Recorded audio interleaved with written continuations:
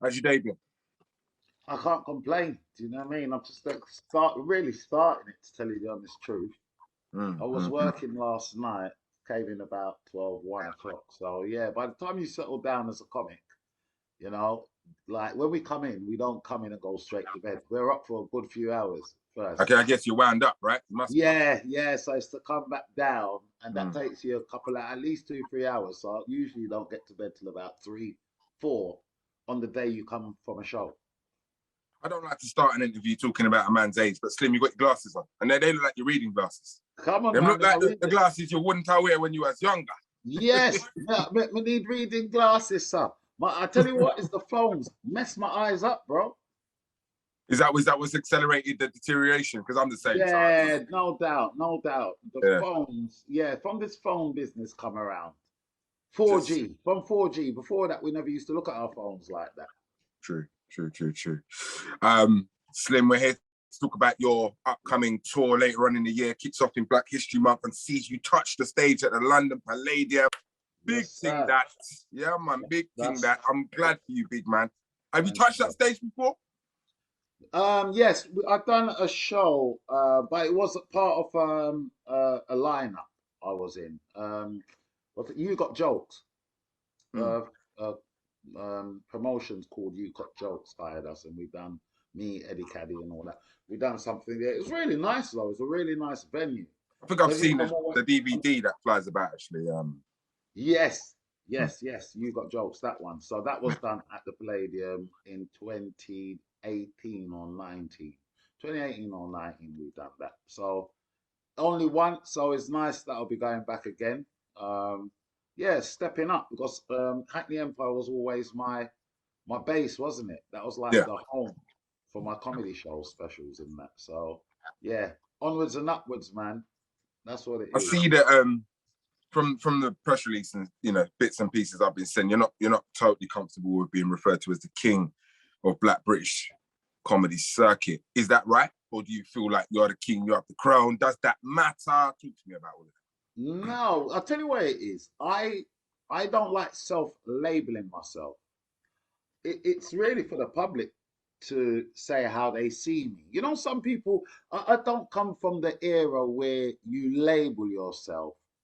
Certain sportsmen done it. Muhammad Ali done it. I'm the greatest, whatever, whatever. But it's very few people do that, and usually the ones that do that are usually great. So myself saying to you lot as the public how great I am, that's what I wouldn't be comfortable with. I'm silently confident. Do you understand what I mean? I it? No, I I do. know how I know how well I can do. I see what I can do. But for me to be braggadocious and yeah, I'm this and label yourself. Usually other people will label you. That brother is bad. That brother's the GOAT. That's the public watching you. But I don't think the star themselves or the celebrity should label themselves. That's why when my management said to me, "What do you think about the King thing?" I was, I don't know. That's like me telling everybody I'm the king. They said, "No, this is something." When we look at your comments in, on social network and people writing into you, they say that, there is always the king, the GOAT, legend. There is always a high thing. That's why I think the king would be fitting. I thought, Don't, well, don't, don't feel no way. Don't feel no way, King. It suits. If the cap fits, wear it, my I brother. will wear it. I will wear it. That's all it is. I don't wanna give myself Mm, self-title myself, which a mm. lot of people tend to do nowadays without the proof's in the pudding, innit? Agreed. That's what they Agreed. say. If The that's the proof's in the if that's pudding. if that's the way people see you, they'll call you that. You don't need to call yourself that. Yes, I get it. big I get it. man. There you go. There you go. If they see you like, Liverpool. Actually, I'm putting destinations on a list. Not Liverpool, Leeds, Luton, Manchester, Birmingham, Nottingham. yeah, Liverpool people are going to be a bit pissed off now if you're not touching base there. But maybe you'll add that one on the back end of it when it's all a success. You're going all over the UK, is what I'm saying during yeah, this tour. yeah. You must be well and looking forward to that, given where we've been for the last 18 months. I mean, it's the day after Boris said that we can't re-have come September if we don't take the jab. But that to one side, you just glad to be on the road again? Just glad, bro. But glad to be back on stage. That is my place. That's my sanctuary. You know. People think it's just for comic ego or whatever we go on stage. That's part of it, but also it's therapy to us. A lot of stuff we're talking to you about, it's we put it in a comical way, but especially is social issues and just general life we live amongst each other, and we sit down and we explain certain things in a certain way. It's like therapy for all of us. So you lot laughing gives us therapy as much as the other way around. Believe me. What are you most looking forward to? I mean, you must have some new jokes. You had plenty of time to write something. Come on, bruv. I've got jokes for years. I've always got maybe 2 years of jokes ahead that I haven't written out. I've always got material that is there, right? And so, no, the jokes are there, man. Come on, man. I've been in this 28 years. But the King will actually be an introduction to the mainstream. Do you see what I mean? Not to, well, obviously it's phono as well. But the main thing is getting me known now, that next step to the mainstream. You guys know who I am. I've been doing the black circuit. This is my 28th year coming up.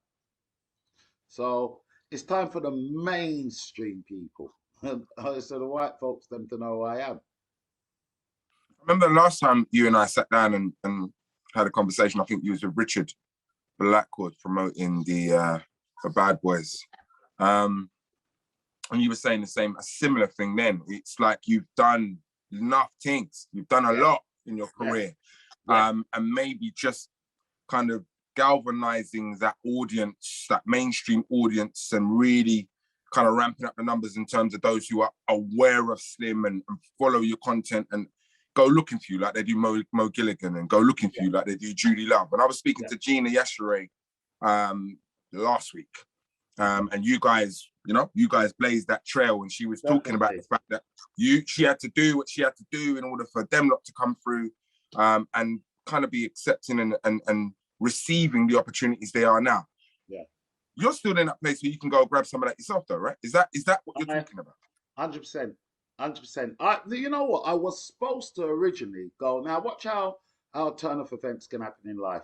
I originally planned to go for 6 months to the United States. I planned it in January. Came the new year, 2020 came. I said, right, what am I going to do in my life? Do I want to do another year on the circuit? Blah, blah. I thought, no. People them still love me, but I myself, I needed a new challenge. Yeah.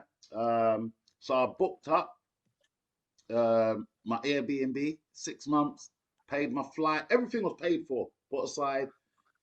Then March came. Remember, January I planned this. Then March 2020 came. And they started saying about some virus. You're watching the news, and slowly they just started to shut down the world. So we waited for a little while, realized we're going to be shut down properly. So strange enough, that's when UTC, I had to take a job. I took a driving job for 2 months, delivery driver. I took 2 months, man, because they cut our money like that. So to balance myself, I took a job.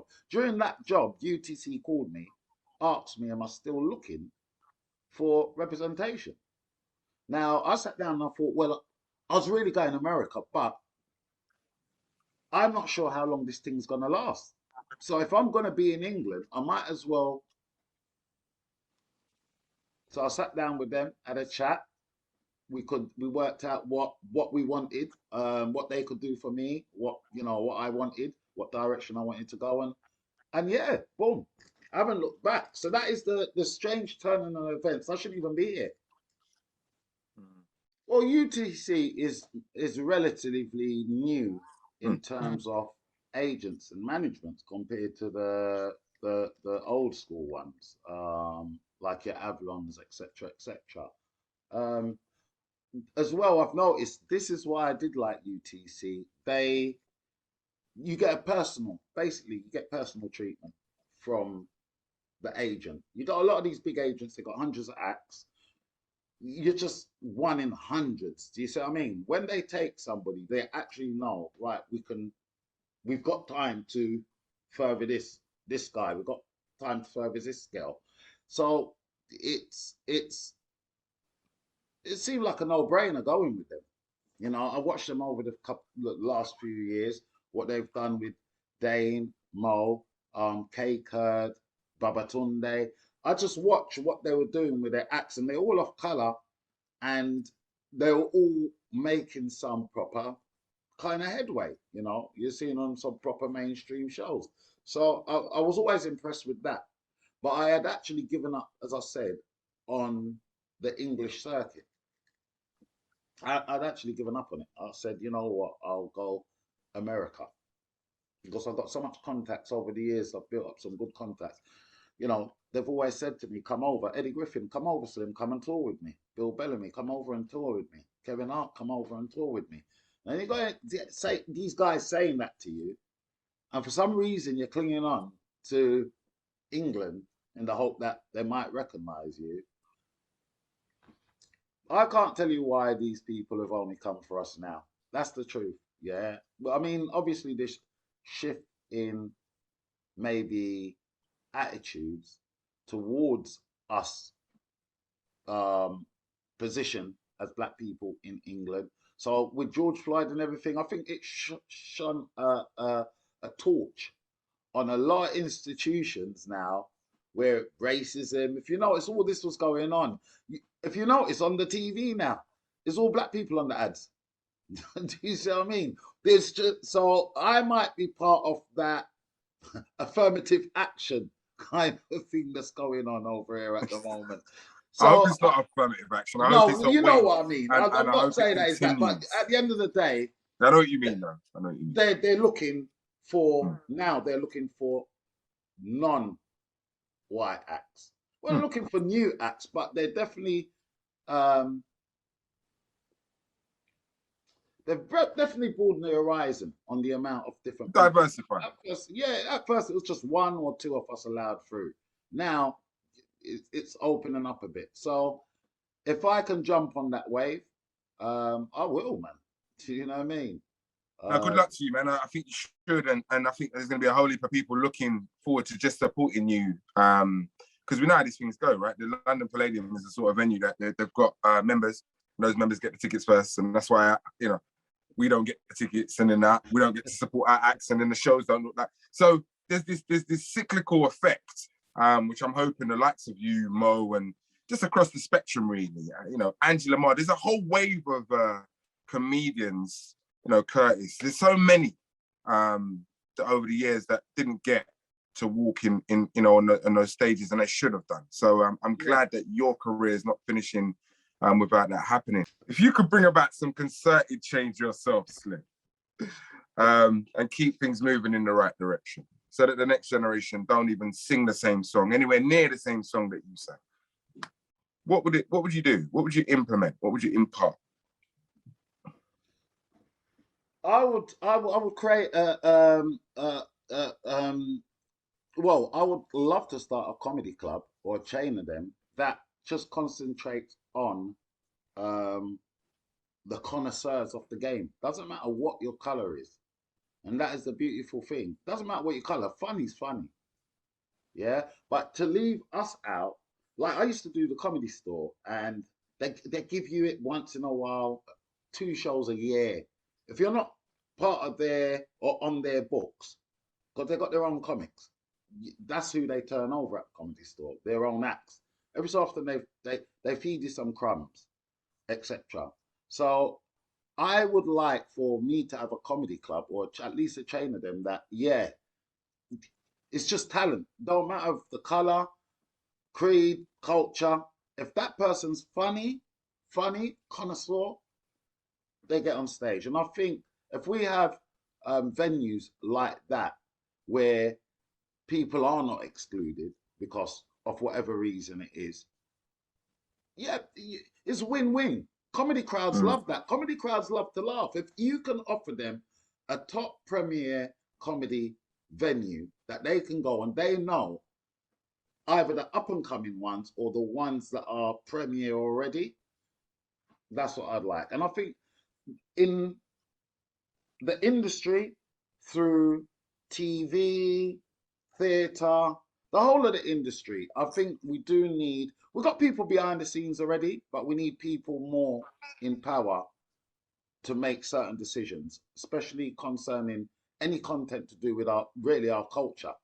Because at the moment, a lot of content that will go out there, or used to go out there, I should say, even though it would be black content, it would be usually produced by white producers, you know, or a writer or whatever. So representing us. So I think slowly all that's changing anyway. So what would I do? I just make sure these implements are are make sure they stay in place that are happening right now. Because at the moment, my fear is we'll get 6 months, 8 months, all this TV, all this attention, and then it just get nyam way once things settle down. So I'm just hoping it just sticks in the same path it's going now. It becomes part of the course, normal. Yeah. I guess my last question then would be looking at what Boris said today, or yesterday, whenever it was, about the fact that all nightclubs are you're gonna have to be double jabbed to get in there. And then looking at the backlash this morning from a lot of the youngsters who that's going to apply to, really, isn't it? Let's have it right, yeah. Me and you, probably our raving days are behind us now, and that's the best of them anyway. We're still partying now and again, but you know, we're still have it really in our way, but we're not weekly ravers. No. So they're going to be the ones affected. But I was looking at the fact that was kind of thrown out there, as was, you know, if everybody doesn't behave themselves over summer, there could be a lockdown in autumn. I mean, perish the thought, but yeah, this uncertainty, how has it played out for you? And have you been able to kind of look forward with any solidity approaching the end of lockdown? Well, as long as I'm breathing, I always look forward to the future. That's me. I'm an optimistic you. I'm the last child, so we tend not to worry about shit. If you know, it's your last child is not a worrier. It's always the middle and the. I'm not a worrier. I have faith, and they can lock down, open, lockdown, open. I will survive. All it is, a lot of us just had to go back to what we class as hustling survival. You know them techniques back in the day, just to make sure you can make your money. A little hustling here, little hustling there. We'll survive, man, but they won't break down my business. As long as I'm alive, I'll be there as soon as they open back up to do more comedy. So, yeah, I'm not too worried about that.